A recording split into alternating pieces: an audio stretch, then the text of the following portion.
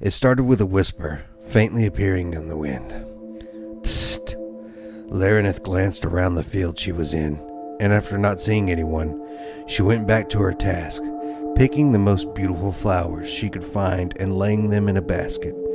Today was her birthday, and she had proudly told everyone that she met that she was turning 9 years old today, and soon she would be an adult just like them. Psst! She looked up, feeling goosebumps appear on her skin as she glanced around again, still not seeing anybody. She looked down at the daisy she had just picked and recoiled in horror, throwing it with a scream. Her eyes watched as the daisy that was now black, rotting. Her eyes watched as the daisy that was now a black, rotting thing sailed through the air, disappearing amongst the many flowers in the field. She stared at the spot it had disappeared, breathing heavily at the shock. Psst! It was louder this time, making her whirl around in search of the intruder. "Who's there?" she yelled. No answer. "This isn't funny." Again, no answer. She felt a chill creep into her spine as she looked around the field, every which way. There was a rustling which her head snapped towards, before realizing the wind was making all the plants sway lazily. She shivered despite the sunlight beaming down on her. She quickly started heading towards her village, basket in hand. She hurried, bursting in the front door of her home. "Mama, I got some," she called out. No answer. "Mama?" Again, no answer. She slowly crept through the house, searching for any sign of her mother. She heard the floor creak and whipped around to face the noise. Not seeing anything, she crept towards the back room, the room that belonged to her mother.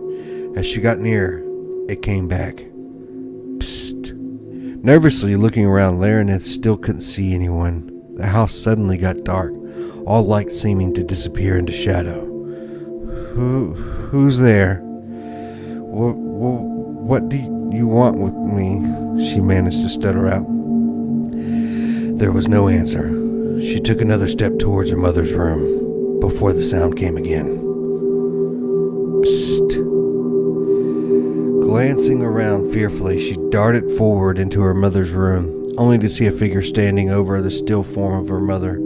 The figure was wrapped in a black robe and seemed to be staring at her. Larineth gulped as she looked towards where the face would be, only to see nothing but shadow. Soon, the figure slowly faded out of view, seeming to dissolve into thin air. Larineth rubbed her eyes to make sure she wasn't seeing things before running over to her mother. "Mama?" No answer. She wasn't moving.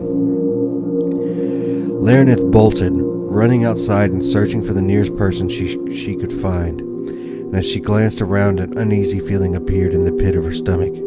Her village seemed empty. She ran to the nearest house, pounding on the door and screaming for help.